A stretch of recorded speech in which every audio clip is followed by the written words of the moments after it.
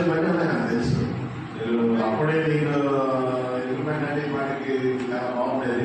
So అసలు ఏ పరిస్థితుల వల్ల ఎదురు తెలియదు కానీ సో అదే దాంట్లో తీసి ఇప్పుడు ఫోన్ చేద్దాం పక్కన ఇబ్బంది పడడం నాకు ఉంటే ఇంకా 10,20,000 మొదటిసారి అనుకుంటాం కదా సార్. కారణం ఏమంటే మేము తిరిగి అలసిపోయి ఉంటాం సార్.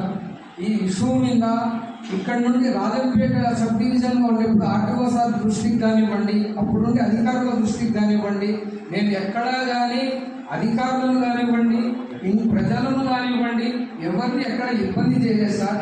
మా పరిస్థితి ఎంత దారుణంగా ఉందంటే సార్, ఆ డ్రైనేజీ తీసేసి కనీసం 1.5 నెల అవుతుంది సార్. ఇంతవరకు ఆ డ్రైనేజ్ వ్యవస్థ మీద తమరు అన్నారు కానివ్వండి, ఆ డ్రైనేజ్ వ్యవస్థ ముందు చలనాన్ని చూపించండి సార్. దాని తర్వాత ఒక్క సిట్టింగ్ కాకుంటే 10 సిట్టింగ్లు కూర్చుంటాం సార్.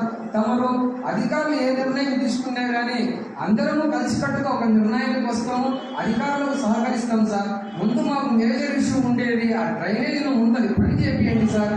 దాని తర్వాత నాకు తెలిసిన విషయం సార్, దాని తర్వాత మీరు రివ్యూ మీటింగ్ పెట్టించి చేసినా కానీ తమని అధికారులు